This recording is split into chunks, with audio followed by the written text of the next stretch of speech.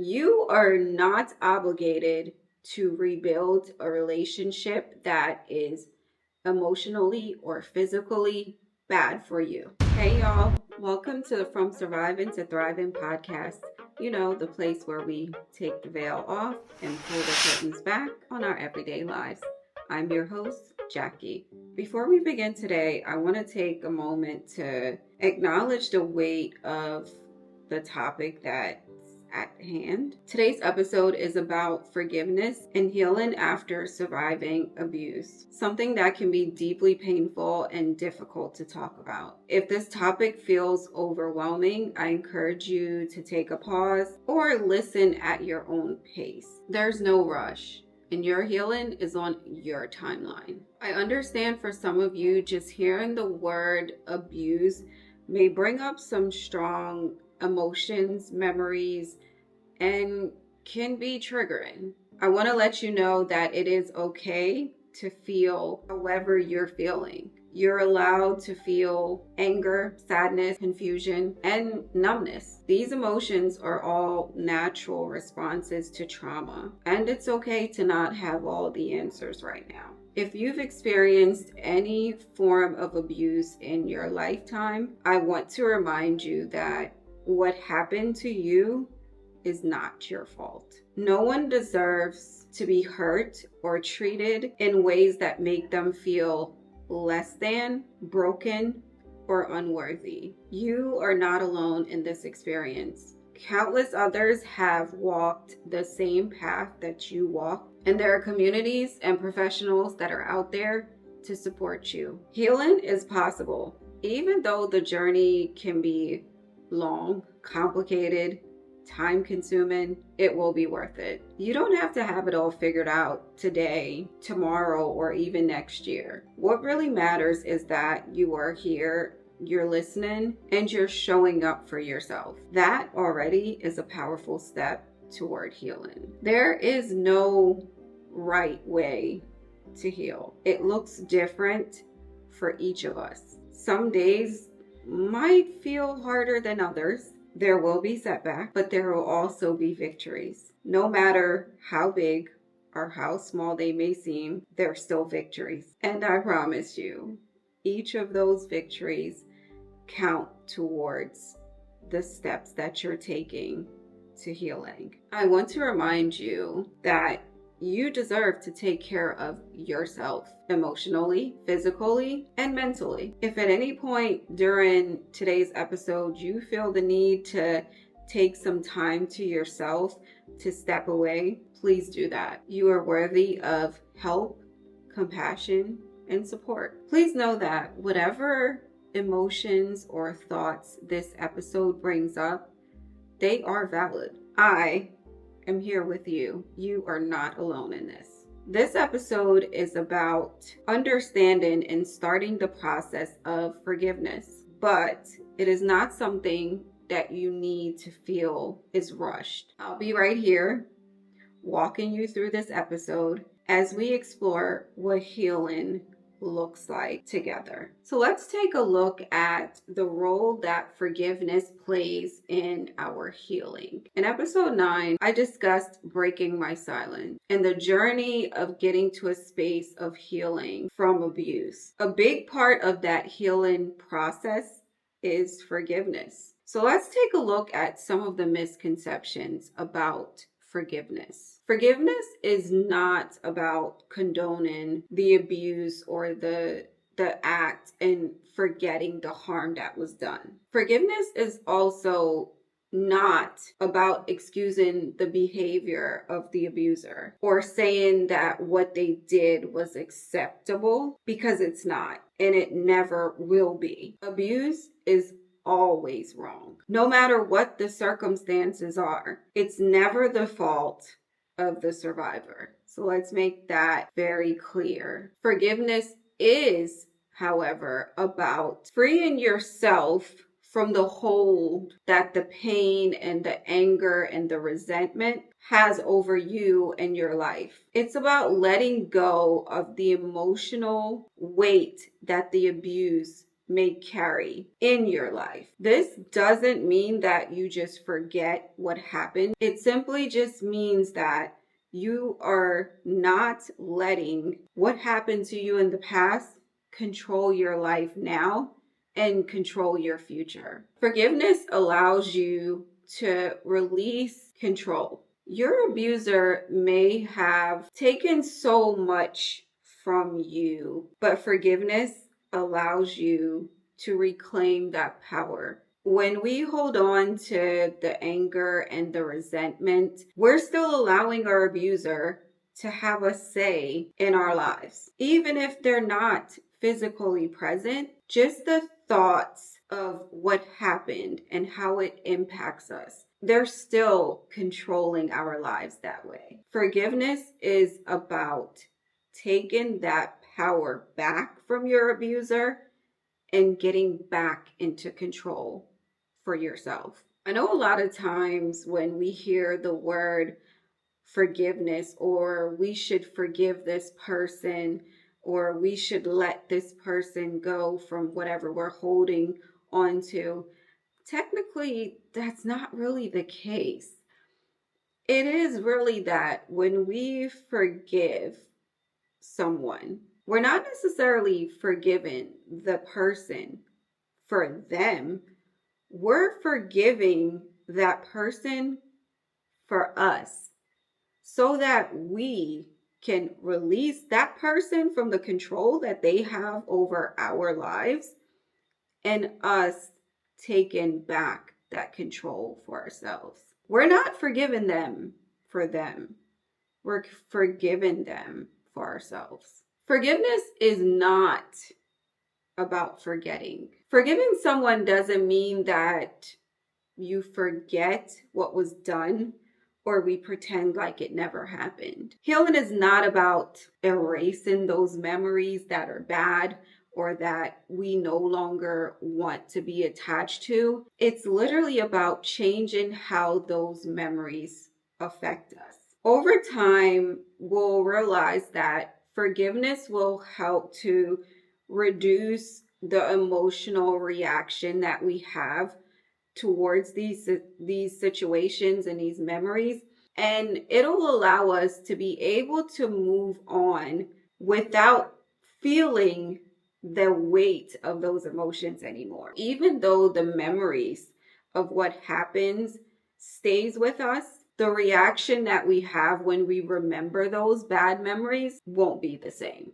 Deciding to forgive someone is a pretty complex thing. It's not just a simple decision that you make and it happens overnight. It's a process, and sometimes it's a long and difficult process. It involves confronting the painful truths about what happened to you in that situation, and also coming to terms with how that experience impact your life. And it's okay if you decide that you're not ready to forgive someone right now or next week or next year. It's totally up to you and on your time. Let's talk about the differences between forgiveness and reconciliation. Forgiveness is a personal choice. It's the choice that you're making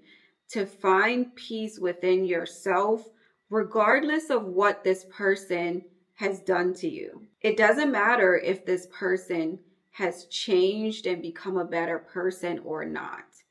It's just you releasing whatever feelings and emotions you have tied to that situation and letting it go. Forgiveness allows you to let go of the anger, the resentment, and the pain that may be eating you up and causing you not to heal. It is also very possible to forgive someone and not have to tell that person that you forgive them.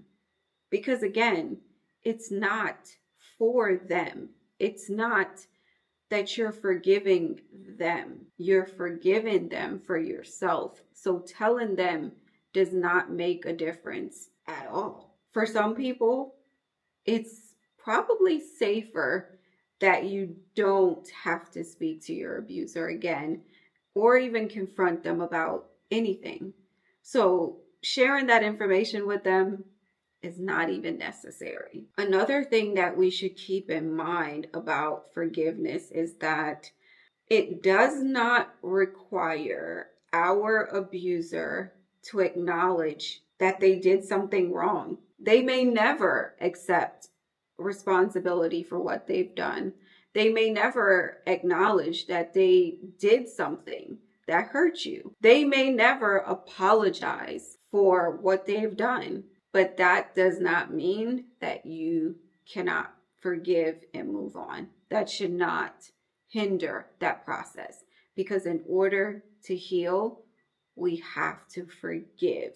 The difference between forgiveness and reconciliation is that reconciliation is a mutual process. Forgiveness is a personal, one-sided choice.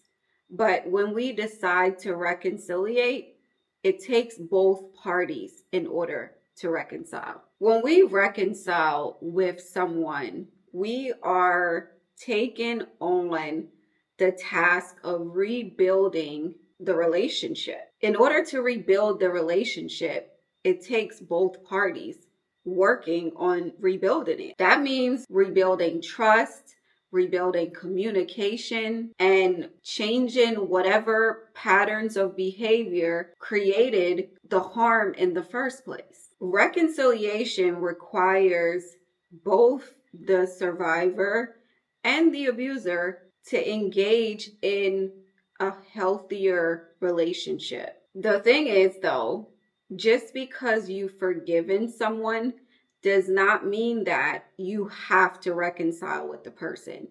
It's totally okay to forgive someone and not reconcile with them. The reason being, reconciliation requires your abuser to take responsibility for their action, show that they're actually remorseful for what they've done, and then also make a good conscious effort to change that behavior. If that doesn't happen, then reconciliation should not occur. Also, rebuilding that trust and that relationship takes time, because just like dealing with the harm takes time, rebuilding that trust and security and safety that you had with that person, that's going to take time to rebuild as well. It should definitely not be something that is rushed or even forced on anyone. When I invited him to visit me in Virginia years ago, to me, that was a form of forced reconciliation on my part, because this person had never apologized. This person had never accepted any sort of accountability for what they had done. They've never had a conversation with me saying, I realize I may have done these things that harmed you in any way. It was really just me feeling like I was the only person that was ostracizing this person, and everyone else was having a relationship with him, and that made me feel like I was wrong, like I was doing something that was wrong. I was feeling like the bad person for not having a relationship with him and not being around him when everyone else was. There are times when reconciliation should not even be possible or even advisable. And some of the times would be in a case where abuse occurred, it might not be a good idea to reconcile with this person. Your abuser may never acknowledge what they did, or they may not even be willing to change their behavior because they might not even see anything wrong with what they did. It's very important to accept the fact that reconciliation does not need to happen. Your healing is not dependent on whether your abuser reconciles with you. If your abuser continues to be manipulative, denies what they've done, does not validate your experience, that's probably not someone that you want to reconcile with. In cases like this, your best bet is to forgive what was done to you and move on to your healing process. There's no need in this case for reconciliation. So even though you decide to forgive somebody, it's perfectly okay to keep your distance from this person. It's okay to sever any ties that you have to this person, even if it's permanent. If that's what you feel is best for you, do it. Just because you have forgiven your abuser does not mean you have to let them back into your life. Creating boundaries is definitely a part of good self-care for yourself. It is also a major part of healing. You have the right to protect yourself, protect your peace, protect your safety, and it doesn't matter what anyone thinks or feels about it. You have the right to do that, and you should not feel guilty about doing it. So even though forgiveness and reconciliation are different steps in healing, you don't have to do both. You get to choose what works best for you and go that route. And if that means that you want to forgive and reconcile and that works for you, great. But if you choose to just forgive and cut every tie that you have to this person, that's okay too. You are not obligated to rebuild a relationship that is emotionally or physically bad for you. There are some steps that you can take to get through the internal process of forgiveness. Typically, the first step in all of these things is acknowledgement. Acknowledge that something happened to you. Acknowledge the pain that you felt. For most of us, that's the most difficult part of the process because that requires you to face the reality of what actually happened to you without minimizing it or even denying the harm that was done. You are facing this head on. Sometimes as survivors, we tend to try to avoid the feeling because it's just too much to deal with. It's too much to handle. It's easier to just suppress it and focus on other things around us. But in order to heal, we have to allow ourselves to fully feel the entire process. We have to go through whatever emotions comes with that experience. Ultimately, that means giving yourself the permission to feel angry, sadness, grief, and all the other emotions that may come with your situation. These emotions are all 100% valid. They all deserve to be acknowledged. The only way that you're able to release them and let them go is when you have acknowledged them, work through them, then you can decide to let them go. The next thing that we need to work on internally, which I mentioned before, is forgiveness is for you, not your abuser. For many survivors, forgiving your abuser sometimes feel like you're betraying yourself, like you're going against the truth of what happened to you. But in reality, when we're forgiving, we're doing an act of self-love.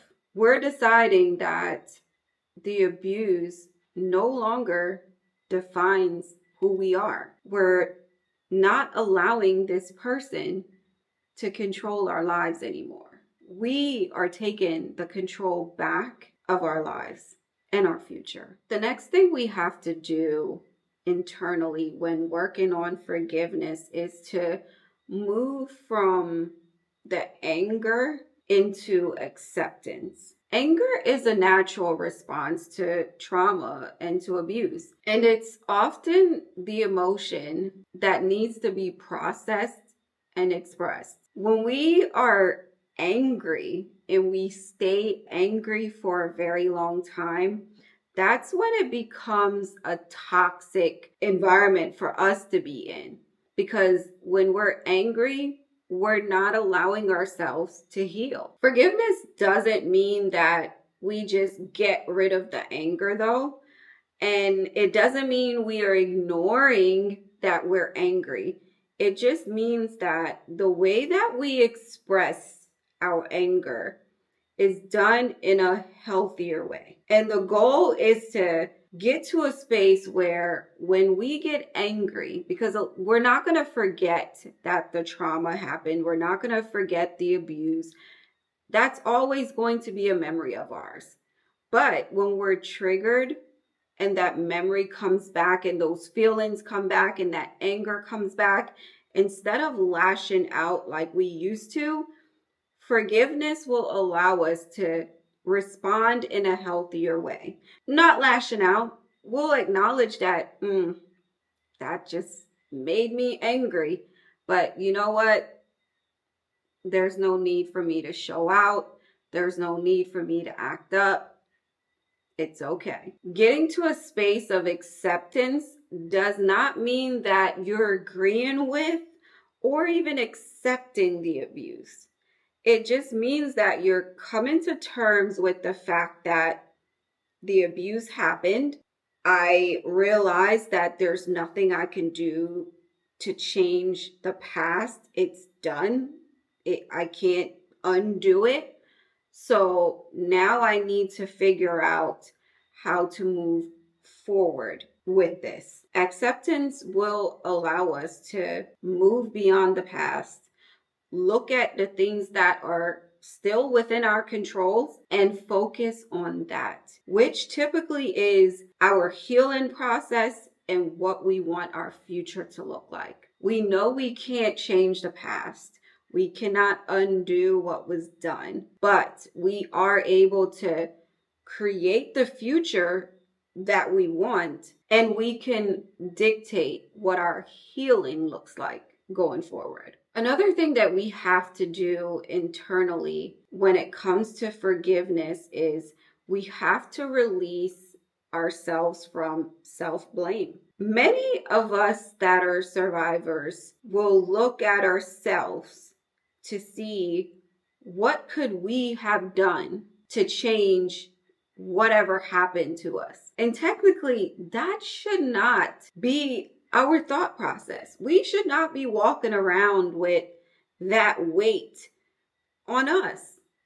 We technically were the victims in the situation. So the blame that we put on ourselves and the weight that we're carrying, we really need to put that down. As a survivor, this is one of the most important steps in the internal process to begin healing. We have to stop blaming ourselves for what happened to us. You were not responsible for what happened to you. Your abuser is at fault 100%. A part of forgiveness is being able to give ourselves grace, show ourselves compassion, just like we would to anyone else that would have gone through a similar situation. Because whenever we hear something happen to someone, whether it's someone we know or not, there is that sense of, oh my God, or you probably understand what that person is going through. By forgiving ourselves for carrying that weight of guilt and shame, we'll allow ourselves to move forward with a lot more kindness towards ourselves and a bit more grace for ourselves. Another thing that is important in this internal process of forgiveness is giving yourself the permission to heal at your own pace. Forgiveness is not a sprint to the finish line. It's a process that will take time. And that is completely normal. It's important that you take the time to forgive when you are ready to forgive. Not because someone else tells you that it's time for you to forgive someone. You have to decide what that process looks like for you and how long it's going to take you to forgive. There is no set timeline. There is no deadline. There's no time that you have to make this decision by or else. It's solely up to you. I've had people close to me and I've had people say things to me like, I think it's time that you forgive this person, or you should fix this relationship, or you should do this, or you should do that. And what I tend to say every time someone comes to me with an argument like that is, I'm going to do this when I'm ready, because that person is not in your shoe. That person does not have to deal with your emotions. That person does not have to deal with your thoughts. That person doesn't have to deal with your triggers. They don't understand what living inside of your body feels like. So it's very easy for someone on the outside looking in to tell you when you should be ready to forgive someone, because they have no idea what that looks like for you. But as long as you're able to advocate for yourself and let them know, this is on my time. When I'm ready to forgive, I will, then you're on the right track. Because no one should be able to tell you when you have to forgive someone for harm that they've caused to you. So if anybody does that, block them out, because no one understands what you're going through but you. This is your journey to forgiveness. This is done at your pace. Once you've gotten to that place of forgiveness, you'll understand the power that letting go can have for you. And one of the most important aspects of forgiveness is the sense of freedom that it brings to your life. Holding on to that pain and anger and resentment, over time, it just keeps you in the same place in the past. You're stuck there and you can't move on. Forgiveness gives you the ability to release all of that. With that forgiveness comes that release of the emotional grips that it has on your life. Letting go doesn't mean that you're forgetting. It just means that you're moving forward and you're leaving that part of your life behind. You don't have to forget about it. You just have to leave it there. The last thing that I want to talk about with the internal process of forgiveness is the fact that forgiveness is a journey. It's not a destination that you get to. You'll forgive today and you might feel like you've regressed tomorrow. And that's totally okay. It's not a concrete thing. It's not set in stone. If you feel like you need to take some steps backwards, that is okay. You just don't stay there. There will be times when those old emotions and old memories come back, and you might want to snatch that forgiveness back for the moment. That's a part of your healing process. No one says you have to totally be forgiven about something, let it go, and it never revisits or resurfaces. That's not the case. We're humans. You might think that you have healed from something, and next thing you know, something else triggers that emotion again. And it's just something else that you have to deal with. The only part of this healing process that we need to focus on is the fact that when we heal from something, our responses to that thing should be different. We should not be given it the same amount of energy that it once took from us. We should not be given it the same amount of power that it had over our lives. We should not allow that control to claim parts of our future. We are in control of our lives. We are in control of our emotions. Let's take a look at some of the tools and the techniques that can help manage our emotions, reclaim our power, and help us move forward. One thing that you can do to help you move forward is to journal. When you write in your journal, that's your safe space to express yourself freely. A lot of the times we can't always say exactly what we're thinking and feeling in that moment, but we may be able to write them down in a journal. It's also a good way to clarify your thoughts, and it's also a good way to track your progress, because somewhere down the line you can always come back to where you were, read about what you were experiencing at that specific point in time, and compare it to where you are now.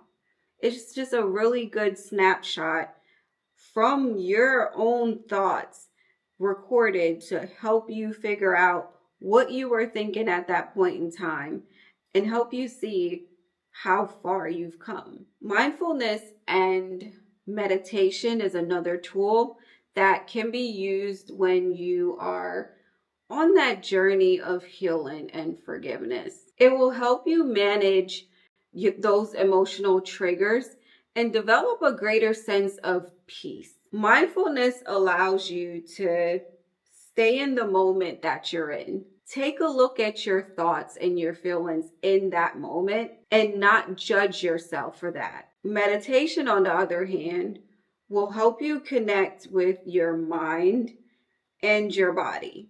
It calms you down.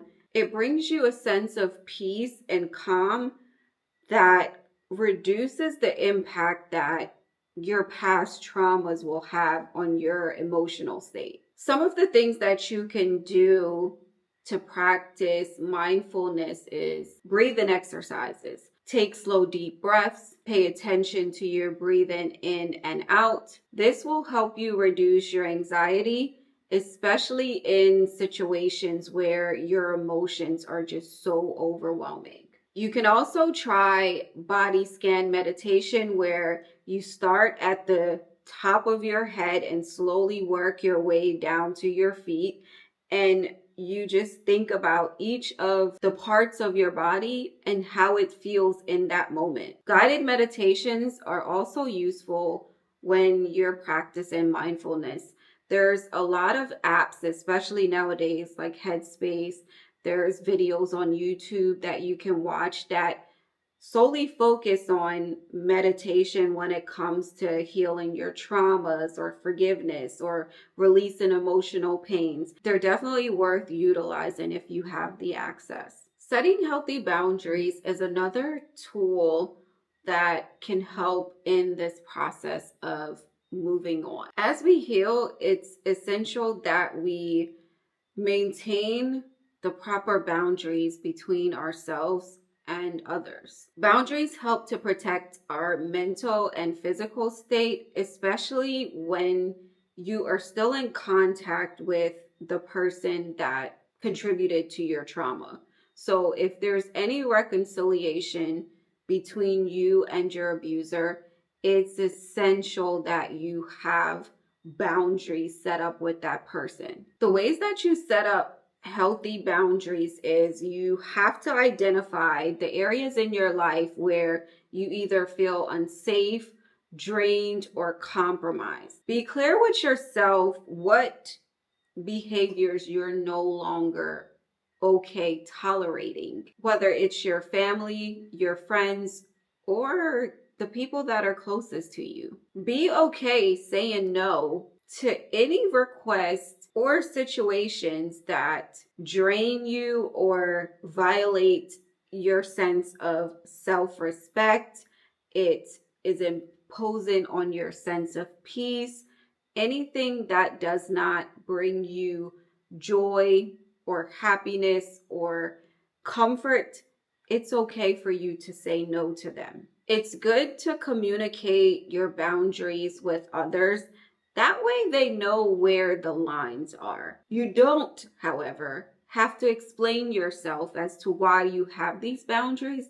They just need to know that these boundaries are there and that they're expected to respect those boundaries that you have set for yourself and for them. Engaging in self-care is another tool that you should implement in your moving on process. Self-care is essential to nurturing your mental, your physical, and your emotional self. After you've survived abuse, it's important that you start to engage in activities that are going to boost your sense of self again. Those activities could include anything from physical care, where you're making sure that you're eating properly, that you're getting enough sleep, that you're exercising, that you are doing things for rest and relaxation, whether that is listening to some good soothing music and taking a nice warm bath and reading a book. Building a supportive network is one of the tools or practices that I think is pretty important in the process of moving on and healing and forgiveness. You need people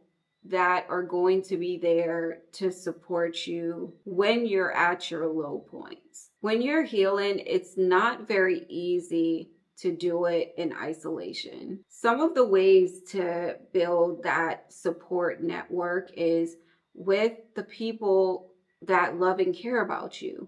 You can start there, whether they're friends or families or partners, whoever they are in your life that you know will have your back and support you. That's where you start. And you can also branch off and find support groups that align with what you have experienced. That way you can be amongst people who share something with you in common. You can also start to seek help from a therapist or a counselor.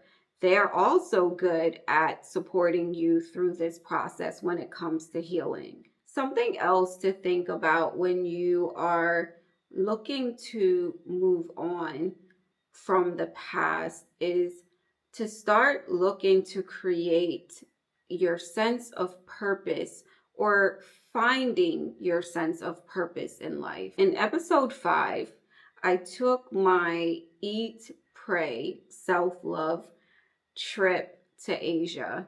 And the purpose for that trip was to help me find my purpose in life. I felt like for years I was just on a mission to accomplish certain things in my life. And once I'd accomplished those things, I needed to figure out, okay, what now? Where do I go from here?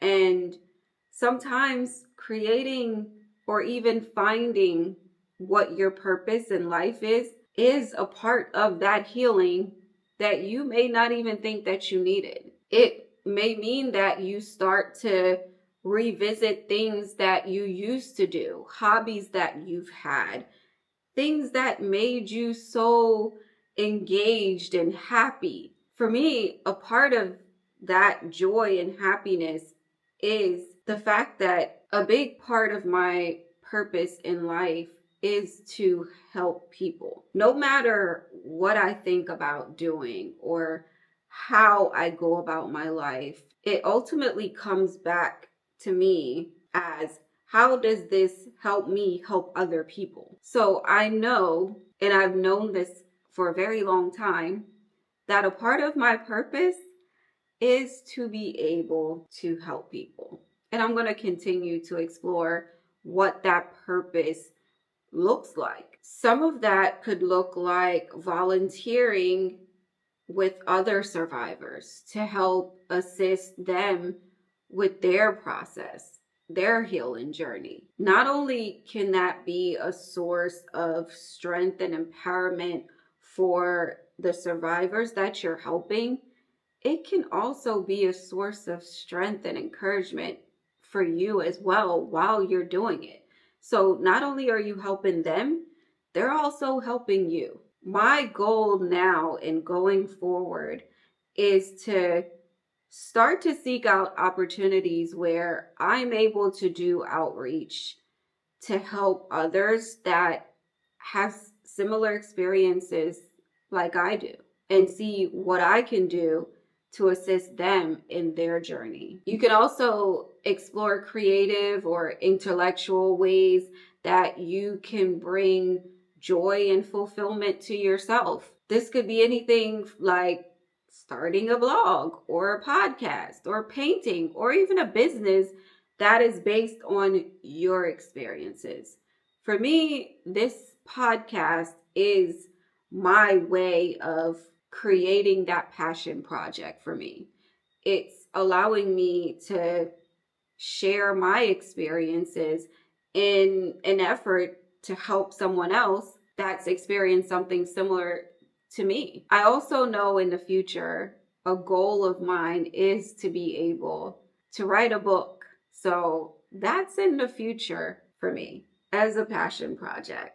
You can also find purpose in setting goals for yourself, whether they are small goals, large goals, whatever goals you feel will help you focus on your growth, that will allow you to take positive steps towards the future. As we wrap up today's episode, I want to remind you that healing from abuse is a deeply personal journey. There's no right way to move through it, and there's no set time limit.